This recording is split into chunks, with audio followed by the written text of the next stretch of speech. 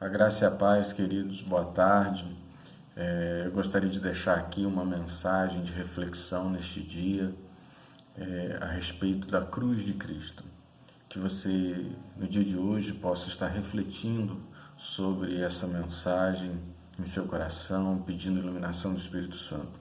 E para isso eu gostaria que você, se você puder, estiver com a sua palavra, com a sua Bíblia aberta, acompanhasse nessa leitura que está lá em 1 de Pedro, capítulo 3, versículo 18. Assim diz a palavra de Deus. 1 de Pedro 3, 18. Pois Cristo também sofreu por nossos pecados, de uma vez por todas, embora nunca tenha pecado, morreu pelos pecadores a fim de conduzi-los a Deus. Sofreu morte física, mas foi ressuscitado pelo Espírito. Queridos, nessa tarde eu gostaria de perguntar para você, por que Cristo morreu? Você já parou para refletir sobre isso? Você já leu nas Escrituras quais são as motivações? Porque uma coisa é certa, a Bíblia traz algumas motivações por causa da sua morte. Não apenas uma exclusiva, mas algumas. E eu queria, nessa tarde, refletir rapidamente 4 destas motivações. E a primeira motivação que eu quero te dizer que a Bíblia traz é: Cristo morreu por mim e por você. Cristo morreu por nós. A palavra de Deus vai dizer que o bom pastor dá a sua vida por suas ovelhas. E foi isso que ele fez. Na cruz, quando ele morre, ele deu a sua vida por causa das suas ovelhas. Ele é o bom pastor, nós somos suas ovelhas. Ele é o supremo pastor, diz Pedro, né? E nós somos as suas ovelhas. Então, a primeira motivação é essa: Cristo morreu por mim e por você. Coloque isso no seu coração, deixe o Espírito Santo trabalhar essa motivação. A segunda motivação é que Cristo morre para nos conduzir a Deus Pai. Aqui, conforme nós lemos em 1 de Pedro, capítulo 3, versículo 18, ele restaura o caminho, ele reinaugura o caminho, um novo e vivo caminho é trazido para nós. O véu se rasga, aquilo que impedia a nossa comunhão com Deus agora não impede mais. É interessante porque os discípulos, quando eles começaram a sua caminhada, eles eram reconhecidos pelos demais como aqueles do caminho.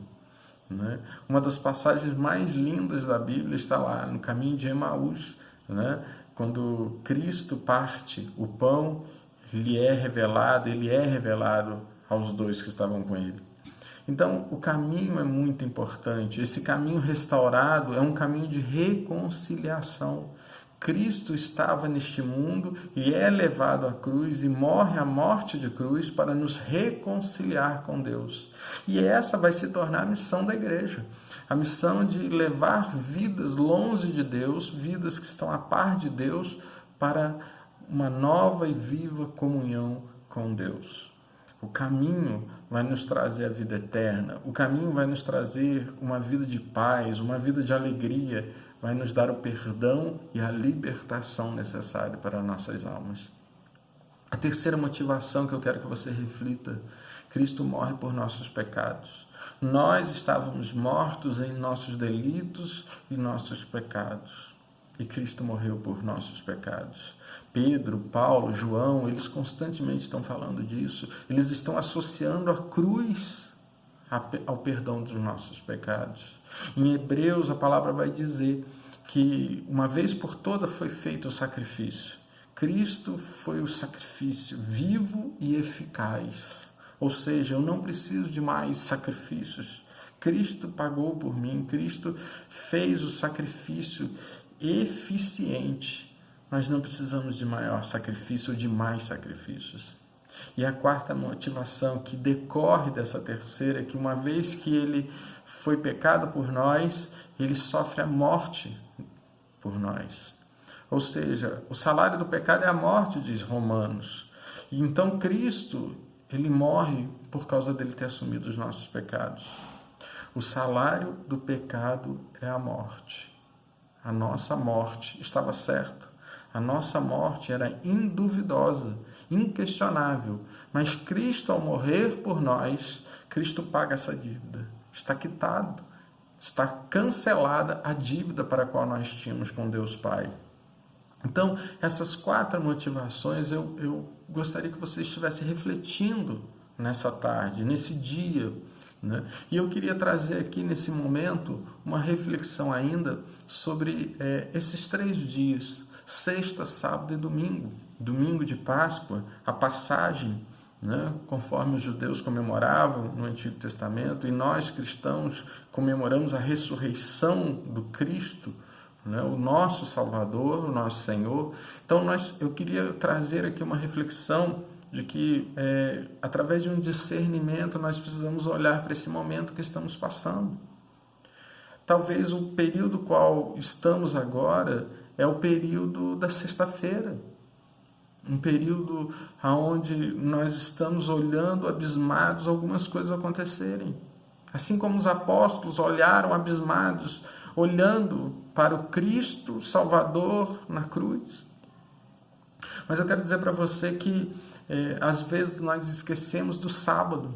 Nós lembramos muito da sexta, nós lembramos muito do domingo, mas esquecemos do sábado. E eu quero que você reflita como deve ter sido penoso, destruidor de coração dos apóstolos, o sábado. Um sábado talvez negro na história do cristianismo. Um sábado que talvez os apóstolos ficaram perdidos, sem saber o que falar, o que fazer, como reestruturar, como recomeçar. O sábado, para eles, deve ter sido muito difícil, muito sombrio. E quando nós sairmos desta pandemia, eu creio que a gente ainda vai passar pelo sábado. Eu creio que nós vamos, quando pudermos estarmos na nossa rotina,